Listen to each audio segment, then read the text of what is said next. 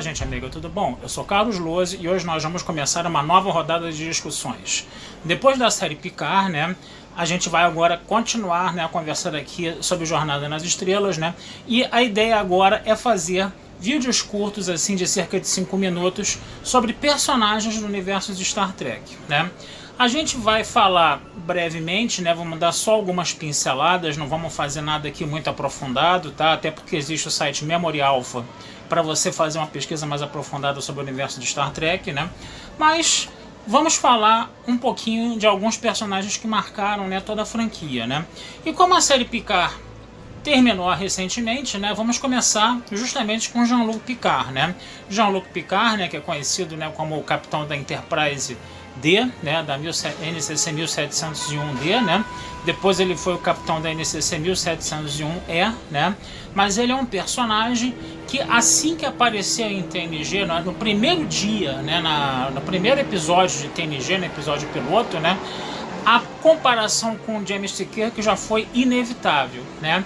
E é interessante a gente perceber, né, que eles têm semelhanças e diferenças em diferentes momentos da vida deles, né? O James T. Kirk, por exemplo, quando ele era um aluno da academia, quando ele estava na academia da Frota Estelar, ele era o CDF por excelência, né, como a gente falava antigamente, né? Ele era aquele estudante altamente metódico, altamente certinho, fazia tudo de acordo com as regras, né?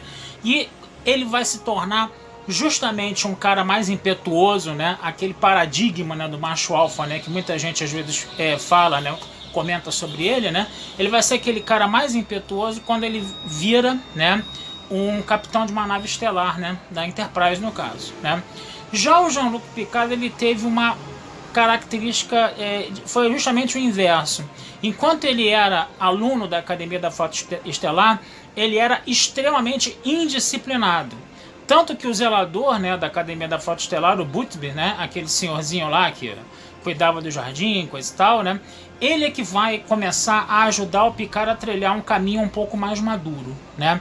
Mas o Picard, por exemplo, ele vai, né, logo depois que ele se forma na Academia da Frota Estelar, né, ele vai acabar se envolvendo numa briga de bar com um nausicano, né, que é uma espécie altamente grande, violenta e agressiva, né? Ele vai tomar uma facada nas costas, vai inclusive perfurar o coração dele, ele vai ter que colocar um coração mecânico, né, para poder não morrer no caso aí, né?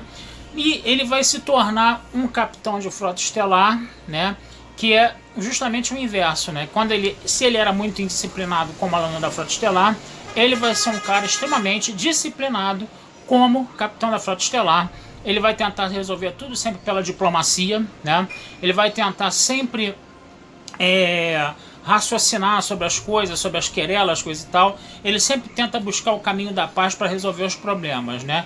Isso não impede que ele não seja também um grande estrategista militar no caso, né? E também um profundo conhecedor de cultura Klingon, né? Sendo indispensável quando você tem problemas, né, entre a Federação, né, e o Império Klingon ali, né, problemas de ordem diplomática, né?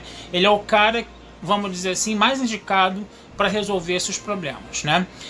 O Jean-Luc Picard, ele nasceu em La Barre, na França, né, no ano de 2305, né? Todo mundo sabe, né, que o pai dele era dono de um vinhedo, né? Ele tinha um irmão, né, que era o irmão mais velho, que era o Robert Picard, né, que no caso eles tinham algumas diferenças, né? Você tem aquela coisa do Robert ter um pouquinho de ciúmes dele, coisa e tal, né? E quando o Picard decide ir para a Academia da Frota Estelar, ele encontrou a posição do pai, né? Ele não consegue passar no primeiro exame, mas ele vai passar no segundo, tá, exame. E depois ele vai ser o primeiro calouro, vamos dizer assim, a vencer a maratona da Frota Estelar, né? Ele vai conseguir se formar, ele vai ter o posto da alferes da USS Reliant, né, que não deve ser a mesma Reliant, obviamente, que a gente vê em Jornada nas Estrelas 2, a Ilha de Khan, né? E depois ele vai para a USS Stargazer como primeiro oficial. O capitão da USS Stargazer acaba morrendo e ele acaba assumindo o posto de capitão da Stargazer, né? E ele fica muito tempo na Stargazer, né, coisa e tal, né? E vai ser justamente na Stargazer que ele vai criar a famosa manobra Picard, né, para se despistar os inimigos lá com a manobra dele no caso, né? E com relação à série TNG, quais são os pontos assim que a gente pode chegar e falar que são mais interessantes, né? Primeiro, ele vai trabalhar, né, toda aquela questão, vai fazer todo um debate sobre a condição humana com o Q, né, que é aquela entidade onipotente, né, interpretada pelo John DeLance, né, que é um cara altamente divertido, é um cara altamente cínico, que fica querendo provar e esfregar na cara do Picard, que a raça humana não é digna, né? Enquanto o Picard faz justamente o inverso. E aí você vai vendo esse debate ao longo da série, né? Que é uma coisa muito interessante. Volta e meia o Q aparece ali, né? E você vai vendo esse debate aí, que é uma coisa bem reflexiva, bem interessante, né? Tem uns lances engraçados, né? Porque o Q é um cara muito sacana, né? Tem horas que o Q vence o debate, tem horas que o Picard vence o debate, né? Então isso depende muito do episódio, muito da temporada, coisa e tal, né? A gente vai ver também, né, a assimilação que ele sofreu dos Borgs, que é um outro ponto-chave, né, de TNG quando ele vira Locutus, né? O que vai fazer com que ele tenha um trauma enorme depois, né? De ter sido assimilado pelos Borgs, né, no caso, né? E a gente tem também aquele episódio onde ele acaba vivendo, né, com uma civilização alienígena. Ele acaba vivendo toda uma vida, né, que ele pode ter esposa, filhos, né, ele pode fazer atividades, vamos dizer assim, mais intelectuais. Ele tocava aquela flautinha que era, na minha modesta opinião, era chata pra caramba aquela flauta, mas aí tem todo um componente ali afetivo muito forte naquela flauta, coisa e tal, né? Que ele viveu uma vida toda em 25 minutos, né? Que foi um episódio também que é muito marcante, né? No personagem de Jean-Luc Picard, né? No caso, né? Alguns fãs de Jornada nas Estrelas costumam dizer, né, que o Picard de TNG, da série TNG, ele é diferente do Picard das séries dos longa-metragens, né? Dos filmes, né, da nova geração, né? Dos longas da nova geração, né? Enquanto o Picard de TNG é aquele cara mais cerebral, mais diplomático, que tenta resolver as coisas sempre na base da argumentação, na base da diplomacia, coisa e tal, né? O Picard que a gente vê nos longas já é um cara mais impetuoso, bem diplomacia de cowboy mesmo, um cara mais, que até lembra um pouco Kirk no caso, né? Pra gente falar um pouco dos longas, né? Uma coisa que acontece, por exemplo, em Generations, uma coisa que é muito marcante é o seguinte, né? O irmão dele e o sobrinho dele acabam morrendo no incêndio, né? E isso deixa o Picard muito traumatizado. Por quê? Porque o Picard ele não tinha filhos, ele acreditava que a linhagem da família seria, né, daria prosseguimento com o irmão dele e com o sobrinho dele, e os dois acabaram morrendo. Então isso foi uma coisa que afetou ele demais quando a gente vê em Generations, né? No primeiro contato é óbvio, né? No primeiro contato é todo o trauma que ele teve da assimilação de se tornar Locutus, né? Que ele acaba virando, inclusive, um cara completamente obcecado, né, em tentar destruir os Borgs, né? Ele ia, inclusive, ele não queria, inclusive, acionar o mecanismo de autodestruição da Enterprise E, né? Todo mundo falando que seria a melhor saída, até o Worf falando que seria a melhor saída, que aí mataria todos os Borg que estavam infestando a nave de uma vez só, né? E aí ele, inclusive, fala, né, Worf, você é covarde por um acaso? E aí ele foi extremamente, né, descortês, né, ao dizer na cara de um Klingon que um Klingon era covarde. Aquilo foi realmente uma coisa imperdoável, na minha opinião, né? E a gente também tem em Nemesis, né, a questão dele se confrontar, né, com a versão nova dele, né? Aquele cadete lá, aquele cadete inconsequente, aquele cadete agressivo, aquele cadete indisciplinado, vai se confrontar com esse Picard mais velho, com esse Picard mais maduro, né? E isso também mexe um pouco com a cabeça, né, do nosso capitão aí, né?